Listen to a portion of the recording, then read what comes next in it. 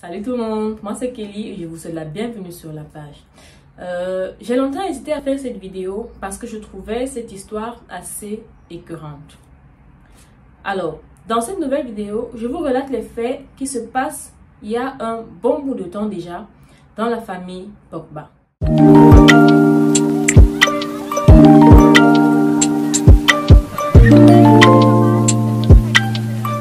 Cette histoire commence le 27 août dernier quand l'ancien footballeur Mathias Pogba décide de poster cette vidéo sur les réseaux sociaux contre son frère, actuel footballeur à Juventus en tant que milieu de terrain, Paul Pogba, âgé de 29 ans. Salut à tous, ici Mathias Pogba. Je vous fais l'annonce que bientôt je vais faire de grandes révélations à propos de mon frère Paul Pogba et de Rafaela Pimenta, son avocate, son amie, sa confidente, celle qu'on appelle aujourd'hui la femme la plus puissante du football et que mon frère appelle sa seconde mère, comme si une mère ne suffisait pas. Pour ceux qui ne me le connaissent pas, je suis footballeur professionnel et aussi le grand frère du champion du monde Paul Pogba, jouant actuellement à la Juventus de Turin, après un passage décevant à Manchester United. Je pense que cela ne nous a pas échappé avec le battage médiatique autour de son transfert et de ses déboires à cause de sa blessure, sans parler de son documentaire catastrophique, noté 1 sur 10. Waouh! Actuellement, mon frère se rétablit dans l'objectif de participer à la future Coupe du Monde qui se jouera dans pas longtemps, comme vous le savez tous.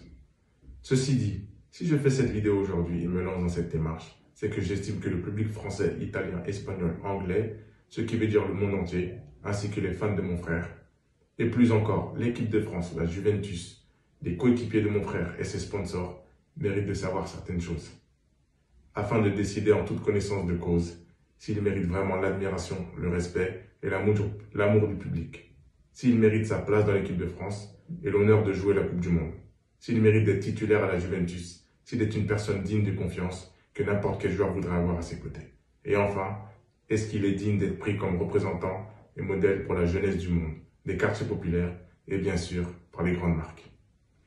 Aussi, ce que vous apprendrez à propos de Rafaela Pimenta, son avocate, sa seconde mère, vous permettra de vous faire une idée sur son intégrité et son professionnalisme, sur sa loyauté et de savoir si elle mérite de prendre la relève dans l'écurie Mino Raiola. Cela permettra aux joueurs de l'écurie et à ses clients de savoir si elle mérite de les représenter et veiller à leurs intérêts. Et pour les futurs joueurs prometteurs, à la recherche d'agents et de représentants pour leurs futurs contrats, est-ce que Rafaela Pimenta et l'écurie Mino Raiola se soucieront vraiment d'eux et de leur famille? Est-ce qu'ils sont des options fiables et intéressantes? Je pense que ce que j'ai à dire risque d'intéresser beaucoup de monde. D'ailleurs, je vous parlerai aussi de choses très importantes à propos de Kylian Mbappé, la star du football mondial. Et il y aura des éléments et de nombreux témoignages pour confirmer mes propos. Tout ça risque d'être explosif et de faire grand bruit. Aussi, je présume que vous avez beaucoup de questions et que vous vous demandez les raisons de mes actions. Tout sera révélé en temps et en heure. Alors, abonnez-vous, partagez en masse, commentez et surtout, restez à l'écoute. À très bientôt. Mathias Pogba aurait tout récemment créé un compte sur la plateforme TikTok qui compte aujourd'hui près de 40 000 followers afin de faire ses différentes révélations à l'encontre de son frère dans plusieurs langues. Dès le lendemain, c'est-à-dire le 28 août, les avocats de Paul Pogba répondront à ces allégations par un communiqué. Les déclarations récentes de Mathias Pogba sur les réseaux sociaux ne sont malheureusement pas une surprise. Elles s'ajoutent à des menaces et des tentatives d'extorsion en bande organisée contre Paul Pogba. Et Paul Pogba lui-même prendra la parole pour réitérer les propos de ses avocats dans la nuit du 28 au 29 août, message dans lequel il affirme avoir les preuves de ses dires, contrairement à son frère. Cet effroi mondial dans le monde du football serait dû à une tentative d'extorsion d'argent de la part de Mathias Pogba envers son frère. Une enquête à cet effet a notamment été ouverte en début août contre Mathias, qui n'étant plus aussi actif dans le monde du football, par ricochet n'ayant plus autant de revenus et de célébrités, voudrait ravir la vedette à son frère et lui voler des sous, a affirmé la maman des deux jeunes hommes. Mathias, tout naturellement, niera ses propos en affirmant que la vérité sera révélée au grand jour dans peu de temps. C'est ainsi que, tout récemment, Il publiera de nouveau cette vidéo sur sa page TikTok afin de clarifier les choses. Salut à tous. Quel début de semaine bien agité. Et je remarque que beaucoup de gens et de médias ont déjà décidé que les dires de Paul seraient la vérité ultime, sans même besoin de vérifier, puisque la star l'a dit, et quiconque n'ayant par la même carrière devrait juste la fermer. Oui, je sais, certains se moquent de la vérité par fanatisme envers le grand Paul Pogba, et que pour d'autres, il n'y a que la Coupe du Monde qui importe. Certains auraient bien fermé les yeux sur Michael Jackson s'il nous avait pondu à notre Billie Jean. Là, vraiment, je ne peux rien faire contre l'aveuglement volontaire. Alors, je m'adresse aux autres qui veulent vraiment comprendre. Aussi, je rappelle qu'à l'origine, je n'avais fait que dire que j'allais révéler des choses.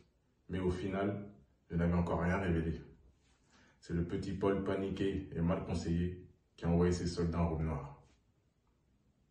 Il est celui qui a commencé à révéler des choses de lui-même, de façon orientée et arrangée à sa sauce. Et depuis, je ne fais que répondre. Car tous ces propos de l'audition de début août, donc avant mes vidéos, à la réponse de ses avocats et les réponses de ses soutiens, n'ont pour but que de traîner mon nom dans la boue. Alors je demande pourquoi se dépêcher d'affirmer que ce que j'ai à dire ne concernait que l'histoire de la sorcellerie? Parce qu'il serait difficile de parler de soi, disant chantage dans ce cas, non? Donc, ne vaudrait pas mieux se dépêcher de marteler le grand frère, serait juste un jaloux David d'argent, prêt à tout, cela pour le discréditer avant qu'il ne parle? N'est-ce pas à cela que servent tous les faux comptes à mon nom? Non, on n'accepte pas le complotisme ici. Le public s'énerve et accuse de trahison sans rien savoir. Mais si le grand frère a été obligé de s'exprimer publiquement sous peine de perdre sa vie ou sa liberté, du fait que son petit frère le voulant mort ou en prison, n'est-ce plutôt pas le petit frère qui aurait trahi le grand frère? Ou bien est-ce moins grave parce que lui c'est une star mondiale et donc moi un humain lambda et tous ceux comme moi devraient accepter de mourir en silence pour la gloire du prodige? Injuste. Bien sûr, certains le souhaiteraient, mais désolé, je ne suis pas d'accord. Faites-le vous si vous voulez, mais moi je ne le fais pas moi. Ainsi, même si vous ne le croyez pas, sans doute pas, je me bats pour ma vie et celle de ma famille, pour sortir de l'emprise et du piège de ce frère. Le monde se base sur l'apparence, pensant que tout était beau chez nous. Mais la réalité, est-ce qu'il y a une famille en souffrance et en danger à cause de mon frère, qui à cause de l'argent et de la célébrité a perdu la notion de la réalité, la vraie. Les gens parlent de régler les choses en famille. Mais si ce frère ne veut pas parler et s'obstine à détruire la famille, quel choix me reste-t-il? Ainsi, la seule voie de survie que j'ai, c'est de dévoiler ses mensonges et son imposture. C'est pourquoi j'ai confirmé sa sorcellerie, car ce qui importe ici, ce n'est pas que cela marche ou non, ou que vous n'y croyez ou pas. C'est plutôt ce que cela implique en méchanceté de la personne, car ces pratiques exigent que vous fassiez de mauvaises choses pour leur rituel avec une volonté de nuire.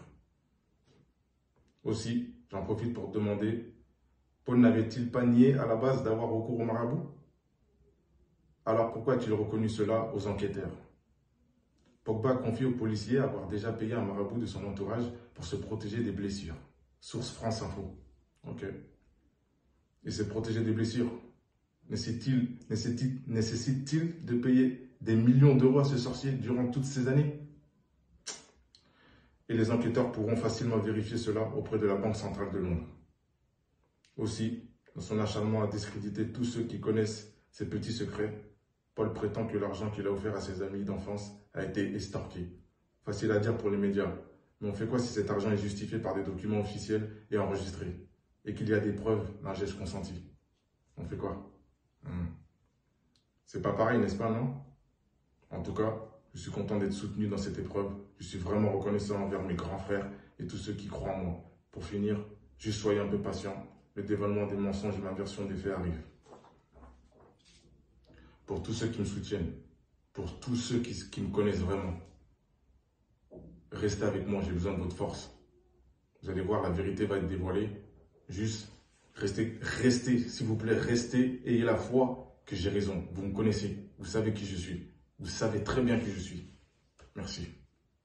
Cette histoire est assez marquante parce que, comme nous avons l'habitude de dire chez nous, le linge sale se lave en famille. Alors, pourquoi exposer cette même famille en cas de conflit? Mathias Pogba, qui va jusqu'à faire des révélations contre son frère, révélations selon lesquelles il affirme que le dénommé Paul Pogba aurait fait des tentatives d'envoûtement ou alors d'ensorcellement à l'encontre du joueur Kylian Mbappé. Ce problème aurait tout simplement pu se gérer entre les deux frères sans aucune embrouille, mais non, vu que chacun aime bien affirmer sa suprématie et montrer sa grandeur de par son pouvoir, il a fallu que ce problème soit étalé au grand jour. Serait-ce de la jalousie de la part de Mathias parce qu'il ne gagne plus autant que son frère? Ou alors serait-ce dû à un problème datant de très longtemps que les deux jusqu'aujourd'hui n'ont pas pu s'asseoir et régler ensemble? De voir qu'une si belle famille, qui était certainement un modèle pour beaucoup d'autres, se divise pour si peu, eh bien, ça fait mal. Quel que soit le problème, il doit pouvoir se régler en famille, car dès lors qu'il sort, il ne peut attirer que plus d'embrouilles et créer des tensions là où il ne faut pas. En fait, c'est en nous divisant qu'on nous domine le mieux. Plus nous sommes dispersés, mieux nous serons dominés. Alors, c'est à nous de savoir cela et de faire le maximum possible pour rester soudés, non seulement pour notre bien à nous-mêmes, mais également pour le bien de notre progéniture. Apprenons à rester sereins et gérer les problèmes familiaux en famille comme il se doit, sans toutefois mélanger toutes choses, sans tout mêler. Et c'est ainsi que, quel qu'en soit ce qui se passe, quelle qu'en soit la situation qui se pose, si tout le monde est conscient du problème, alors nous pourrons nous asseoir tous ensemble autour d'une même table, ayant les mêmes visions et résoudre le problème aussi simplement. Avec cette attitude, nous montrons à nos adversaires que nous avons des failles qu'ils peuvent facilement exploiter. Or, si nous avons l'habitude d'être soudés et de savoir résoudre nos problèmes entre nous, il sera très difficile pour ceux-là de trouver des failles où ils pourront nous atteindre, car ils sauront déjà qu'à la base, nous sommes une nation unie. Toute cette jalousie ou alors toute cette rancœur que nous gardons envers notre prochain ne contribue qu'à nous détruire nous-mêmes et n'améliore malheureusement pas les choses. Alors la meilleure chose à faire ici est de tout simplement poser le problème tel qu'il est, d'entendre les différentes parties, naturellement si celles-ci veulent bien coopérer, et résoudre le problème dans les plus brefs délais. Les Africains, où que nous soyons, où que nous nous trouvons sur cette planète, avons besoin d'être soudés pour le bien de notre Afrique. Car un avenir meilleur pour tous, c'est le choix évident. N'oubliez pas de vous abonner et surtout de cliquer sur la cloche de notification. Likez la vidéo si ce n'est pas déjà fait. Laissez aussi votre point de vue en commentaire.